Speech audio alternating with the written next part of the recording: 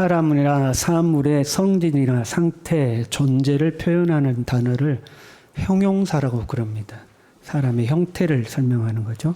크다, 작다, 많다, 적다, 착하다, 나쁘다, 다 형용사입니다. 형용사 중에서 비슷하지만 뉘앙스가 다른 단어들이 있습니다. 예쁘다, 아름답다. 여러분 뭐가 더 좋아요? 우리 옆 사람과 인사합시다. 당신 참 예쁘시군요. 속은 있어서 인사 안 하는 사람들이 있어요. 다시 인사합시다. 당신 참 아름다우십니다. 느낌이 다르죠? 비슷하지만 느낌이 다릅니다. 예쁘다라는 단어는 사전적으로 보면 생긴 모양이 눈에 보기에 좋다. 대상의 구체적인 형상을 나타낼 때 주로 사용한답니다. 아름답다라는 단어는 대상의 전체적인 것이 균형과 조화를 이루었다. 그럴 때 아름답다고 한다고 그래요. 뭔 말인지 몰라도 우리는 그냥 일상에서 자연스럽게 쓰죠. 예쁘다, 아름답다. 그런데 어린아이에게는 아름답다 그러면 좀 어색하고요. 나이 든 사람에게 어린아이가 예쁘다 그러면 그것도 좀 어색하다고 그래요. 근데 요즘 좀 구분 없이 쓴 것 같아요. 오늘 권사님 참 예쁘시네요. 우리 이렇게 표현하잖아요. 오늘 어머니 참 예쁘시네요. 이렇게도 표현하잖아요. 그런데 하나님께는요. 하나님은 아름다우신 하나님 이 표현은 쓰죠 우리가. 근데 예쁜 하나님 이거 이상하잖아요. 그렇죠? 아름다우신 하나님 이건 되는데 예쁜 하나님 이건 어색하죠. 이 하나님의 크고 놀라우심을 표현할 때 사용하는 단어 중에서도 비슷하지만 뉘앙스가 다른 것들이 있습니다. 먼저 위대하다, 위대하신 하나님 이렇죠. 이 위대하다라는 사전적인 의미는 도량이나 능력, 업적 따위가 뛰어나고 훌륭하다 그렇게 되어 있어요. 특정 어떤 사건이나 현재 발생한 일에 대한 평가라기보다는 종합적으로 봤을 때 또는 그 존재 자체가 엄청나게 뛰어나고 훌륭하다 그런 의미를 가지고 있습니다. 위대하다는 표현은 잘 안 붙이죠. 거의 극존칭에 해당되는 말입니다. 제가 만약에 저는 위대합니다. 그럼 뭐라고 그랬어요? 미쳤네 그러지 않겠어요? 함부로 쓰지 않는 단어죠. 위대하다하고 비슷한 단어가 엄청나다라는 것이 있습니다.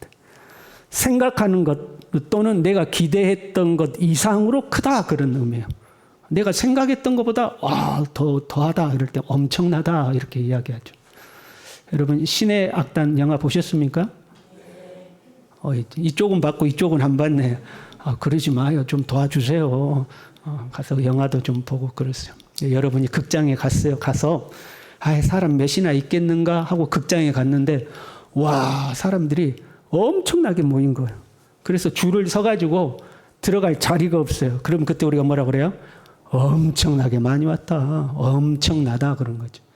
내 기대 이상일 때 엄청나다 그렇게 표현하는 거죠. 이 엄청나다와 비슷한 표현으로 대단하다라는 단어가 있어요. 대단하다. 우리가 어디 폭포를 보러 간다고 생각해 봐요. 어디 가면 괜찮은 폭포가 있대. 그래?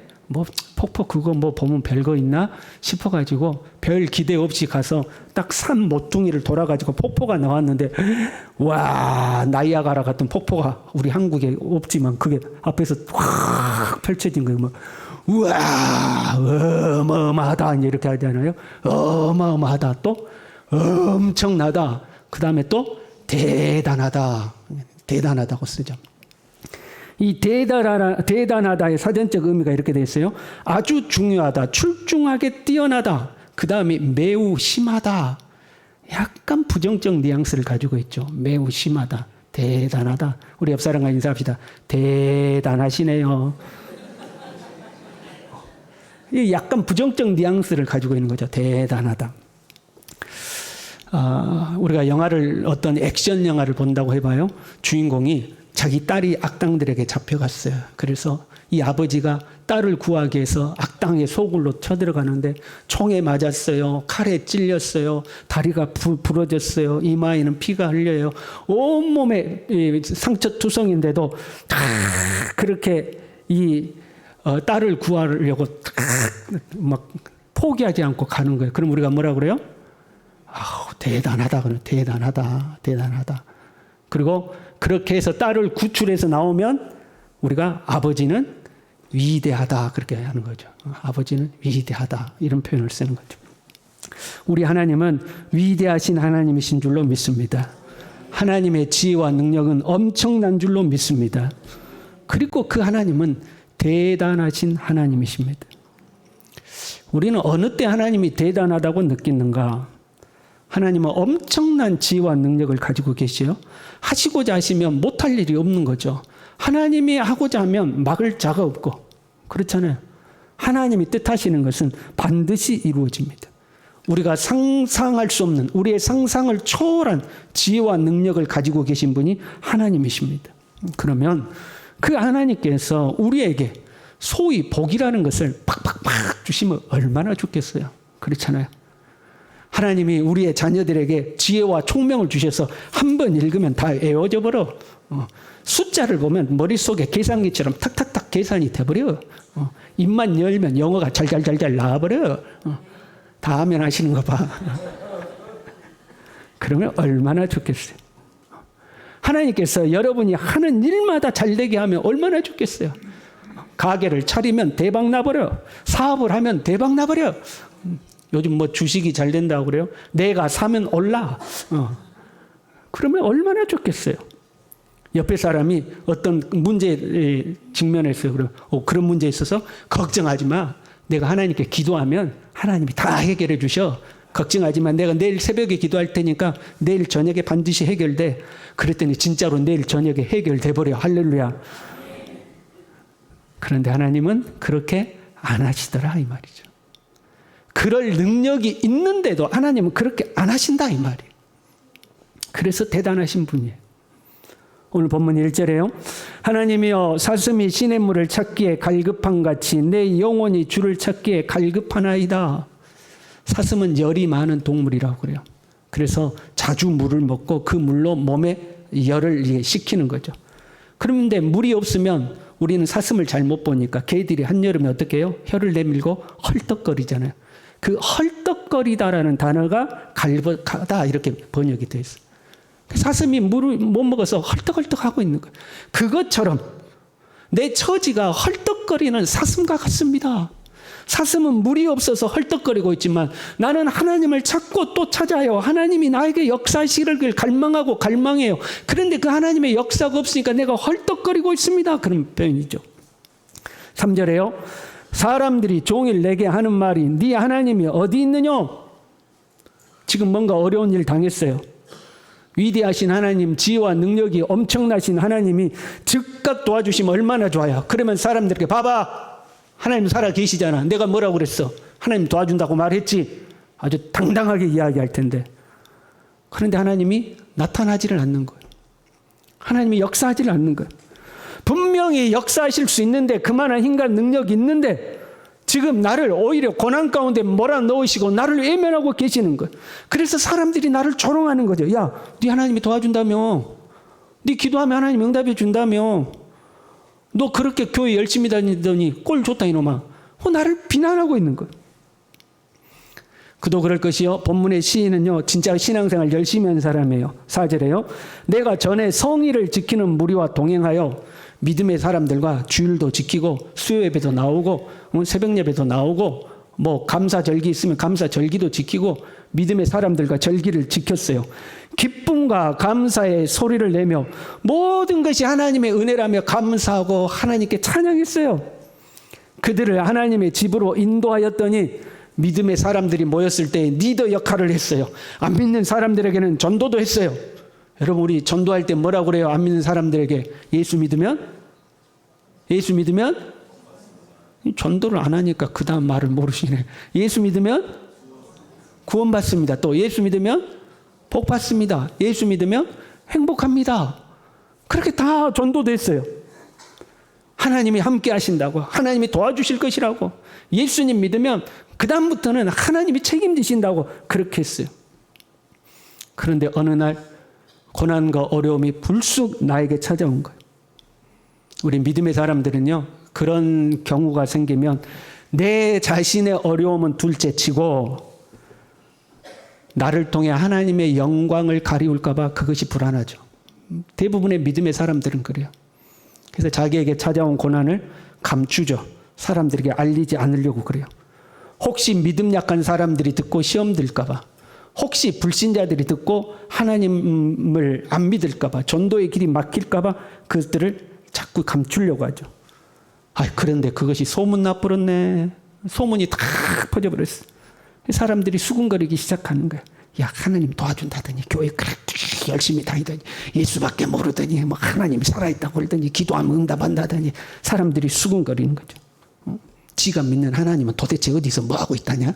사람들이 수군거리는 거예요. 그 소리가 자기의 귀에 들려오니까 목마른 사슴처럼 헐떡이며 주님을 찾습니다. 3절에요. 내 눈물이 주야로 내 음식이 되었도다. 밤낮 눈물로 하나님께 기도하는 거예요. 눈물이 내 음식이 될 정도로 하나님 앞에 울며 기도하죠. 그때 우리 하나님께서 짠 하고 나타나면 얼마나 좋아요. 반전 있잖아요. 감동 배가 되잖아요. 근데 하나님 안 나타나셔요. 하나님 나타나질 않아요.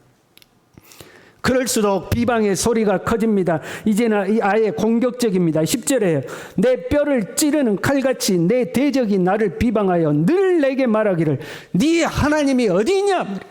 오히려 이제 나를 공격하는 거야. 네 하나님 어디 있냐 말이야. 하나님 있다며. 하나님 있으면 나와보라고 그래. 너가 믿는 하나님 있으면 나와보라고 그래. 하나님 너 도와준다며. 오히려 나를 공격하는 거죠. 그때 마음이 상하고 슬프고 낙심되고 그렇잖아요. 그래서 4절에요. 내 마음이 상하도다. 9절에요. 슬프게 다니나이다. 11절에요. 낙심하고 불안해요. 낙심이 되고 불안하고 슬프고 괴롭고 차라리 내가 교회 열심히 안 다녔으면 하나님 어디 있냐고 그런 소리는 안 들을 텐데 그런 마음이 드는 거예요. 그런데 여러분 생각해 봐요. 지금 이 모든 상황 하나님이 보고 계실까요? 안 보고 계실까요? 하나님 보고 계세요. 하나님 어디 있냐고 비아냥거리는 소리를 하나님이 들으실까요? 안 들으실까요? 듣고 계세요. 내가 문제가 아니라 하나님을 모독하고 있는 거예요. 그 소리를 하나님이 다 듣고 계시는 거예요. 그런데 하나님은요. 하나님의 명예가 더럽혀지고 하나님의 영광이 모독을 받음에도 불구하고 가만히 계시는 거예요. 힘이 없어서 가만히 계시는 게 아니에요. 그래서 하나님은 대단하신 분이에요. 그 모든 모독을, 모욕을 하나님은 참고 계시는 거죠. 대단하신 하나님이에요. 더 나아가서요. 우리가 이런 고난 속에 있으면 하나님의 영광이 가리울 것을 하나님은 분명 아셔요. 그럼에도 불구하고 우리에게 고난을 허락하셔요. 하나님의 영광이 모독당할 것을 아시면서도 우리에게 고난을 허락하시어 역시 대단하신 하나님. 보세요. 아브라함에게요. 하나님은 약속하셨죠. 이 땅을 너와 너의 후손들에게 주겠다. 그리고 430년이 지나서 그 약속을 지키기 위해서 애굽에서 종살이하던 이스라엘 백성들을 출애굽시키고 홍해를 가르고 광야를 지나서 가나안 땅에 들어가게 하시죠. 위대하신 하나님. 온 세계에 이스라엘이 하나님의 백성임을 여호와 하나님이 이스라엘의 하나님을 선언하신 거예요. 가나안을 정복하시고 그곳에 하나님의 성전을 세우도록 하셨어요. 성전을 세웠다는 것은 하나님이 그들과 함께 하심을 보여주신 거죠. 그런데 이스라엘 백성들이요 하나님의 법을 어깁니다. 하나님을 멀리합니다. 우상을 섬깁니다. 선지자들을 보내서 너희들 그러면 망한다. 그렇게 살다가 망한다 경고하십니다. 그럼에도 불구하고 이스라엘은요 우리 중에 하나님의 성전이 있으니 우리는 결코 망하지 않는다. 하나님이 당신의 영광을 위해서라도 이 나라를 지키실 것이다. 하나님의 도성이기에 무너지지 않는다. 자신 있게 이야기했어요. 그런데 하나님은요 하나님의 영광이 땅에 떨어질지라도 여지없이 이스라엘을 멸망시키고 바벨론으로 포로 잡혀가게 하시죠. 같이 합시다. 대단하신 하나님. 대단하신 하나님. 하나님의 영광이 떨어지는 것 상관하지 않아요. 이스라엘은 범죄해서 그렇다 치고요. 욥은 조금 다르죠. 욥은 온전하고 정직하여 하나님을 경외하며 악에서 떠난 사람이었어요. 범죄한 사람이 아니었어요. 그런데 사단이 어느 날 와서 욥을 비방합니다. 그랬더니 하나님은 그 욥을 사단이 공격하여 고난받는 것을 허락하십니다. 욥이 고난 중에서도 믿음을 결코 저버리지 않을 것을 하나님은 아셨습니다. 그리고 그 욥의 믿음을 증명하기 위해서 사탄, 네가 아무리 괴롭혀봐라, 하나님을 참으로 믿는 사람은 절대 그 믿음을 포기하지 않는다. 그걸 증명해 보이기 위해서 욥에게 고난을 허락하십니다. 대단하신 하나님이십니다. 그 대단하신 하나님의 절정은 예수 그리스도입니다. 하나님은 범죄하고 타락한 우리들을 진멸하지 아니하시고 우리를 구원하기 위해서 성자 예수님을 이 땅에 보내주셨습니다. 사람의 형상을 입혔습니다. 우리의 모든 죄를 그 아들 예수님께 뒤집어 씌웠습니다. 그리고 예수님을 십자가에 못 박아 죽도록 내버려 두셨습니다. 예수님께서 겟셋마네 동산에서 아버지 하나님께 땀방울이 빗방울이 되도록 기도합니다. 아버지요, 할만하시거든 이 잔을 내게서 옮겨주십시오. 3번이나 간절히 기도합니다. 그런데 하나님은 침묵하십니다. 자기 아들을 죽음으로 내모십니다. 대단하신 하나님, 대단하신 하나님. 하나님은 왜 이렇게 대단한 일을 하시는가? 아까 영화로 다시 돌아가 봐요, 여러분. 지금 아버지가 딸을 구하기 위해서 총에 맞았어요. 칼에 찔렸어요. 다리가 부러졌어요. 온몸이 피투성이에요. 그럼에도 불구하고 포기하지 않고 전진하는 것은 무엇 때문이죠? 무엇 때문에요? 딸을 구원하기 위해서입니다. 하나님의 아들 예수님을 십자가에 죽도록 내버려 두신 것은 우리를 구원하기 위해서입니다. 하나님의 백성, 하나님의 도성이 무너지도록 멸망하도록 허락하신 것은 자기 백성을 우상에서 건져내시고 자기 백성을 하나님께로 돌아오게 하기 위해서입니다. 욥이 그 극한 고난을 통과하면서 깨달은 것이 있었죠. 욥이 깨달은 것은 뭐였냐면 나는 하나님이 하시는 일을 알지 못한다. 우리 같이 해볼까요? 나는 하나님이 하시는 일을 알지 못한다. 욥이 깨달은 거. 그래서 욥기 42장 3절에요. 무지한 말로 이치를 가리는 자가 누구니까? 나는 깨닫지도 못한 일을 말하였고 스스로 알 수도 없고 헤아리기도 어려운 일을 말하였나이다. 하나님 만나기 전까지는 내가 잘났다고 막 내 생각을 이야기했는데 왜 하나님 이것은 이렇게 하고 저것은 저렇게 하고 하나님이 계시면 이건 이렇게 해야 될 거 아닙니까? 저건 저렇게 해야 될 거 아닙니까? 라고 막 했는데 주님 만나고 나니까 야, 내가 아는 것은 아무것도 없구나. 하나님의 그 깊은 속을 누가 알겠는가? 하나님의 그 높은 지혜를 누가 알겠는가? 우리가 볼 때는 하나님이 왜 이렇게 하시지 싶지만 분명한 것은 위대하신 하나님은요, 그 엄청난 지혜와 능력으로 하나님의 뜻을 이루어 가고 계신다는 겁니다. 그 하나님의 일을 이루어 가심에 있어서 우리가 볼 때는 이야, 대단하다 싶은 일들이 생기지만 하나님은 실수 없이 하나님의 뜻을 이루어 가시는 줄로 믿습니다. 우리 강경선 집사가 사고를 당했어요. 한경숙 권사님이 전화를 했어요. 이러이러해서 손가락이 이렇게 다쳤습니다. 그 소식을 듣고 마음이 너무 아팠어요. 여러분이 잘 아는 것처럼 우리 강경선 집사님은 전임 목사님에게 간을 이식해 준 사람이요.